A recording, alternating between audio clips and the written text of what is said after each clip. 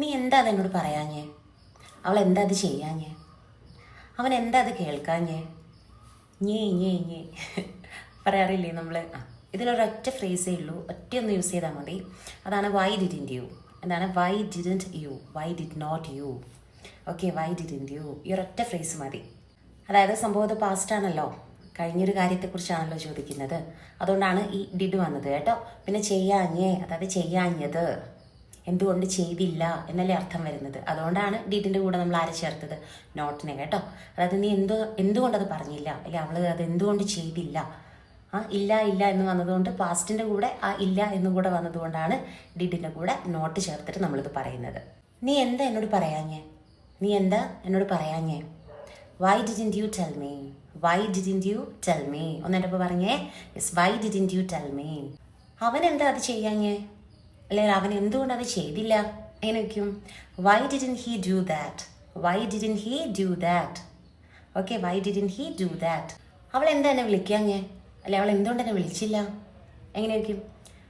Y didn't she call me, why didn't she call me, why didn't she call me. അവരെന്താ വരാഞ്ഞേ, അവരെന്താ വരാഞ്ഞേ, അല്ലെ അവരെന്തുകൊണ്ട് വന്നില്ല? എങ്ങനെ വയ്ക്കും? Why didn't they come, why didn't they come, why didn't they come.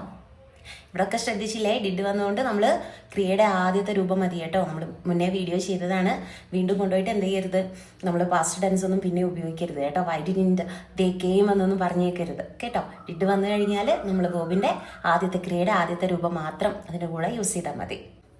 അവനെന്താ ഭക്ഷണം കഴിക്കാഞ്ഞേ, എങ്ങനെ വയ്ക്കും? അവനെന്താ ഭക്ഷണം കഴിക്കാഞ്ഞേ? വൈ ഡിഡിൻറ്റ് ഹി ഈറ്റ് ആണോ എയ്റ്റ് ആണോ? ഈറ്റ് അല്ലേ. Y didn't he eat, Y didn't he eat.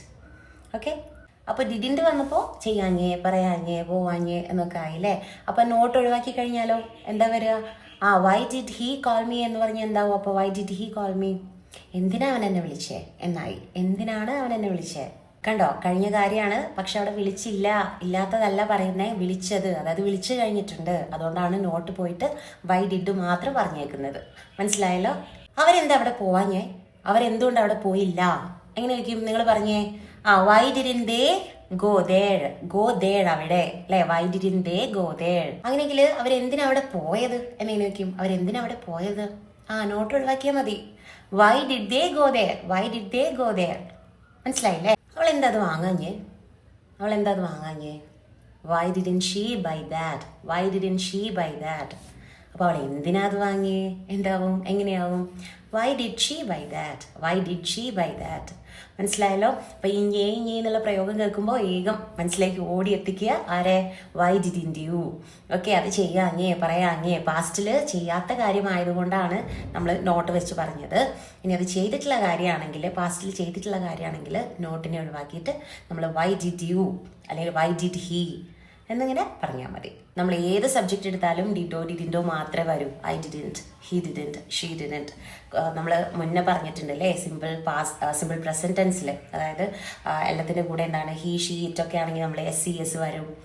He does, she does എന്ന് വരും. പക്ഷേ ഐ ഡു, ദേ ഡു എന്ന് വരും എന്ന് പറഞ്ഞു. ഇത് പാസ്റ്റ് ആയതുകൊണ്ട് അതൊന്നുമില്ല, എല്ലാവരുടെയും കൂടെ ഡിഡ് അല്ലെങ്കിൽ ഡിഡിൻ്റെ വരും.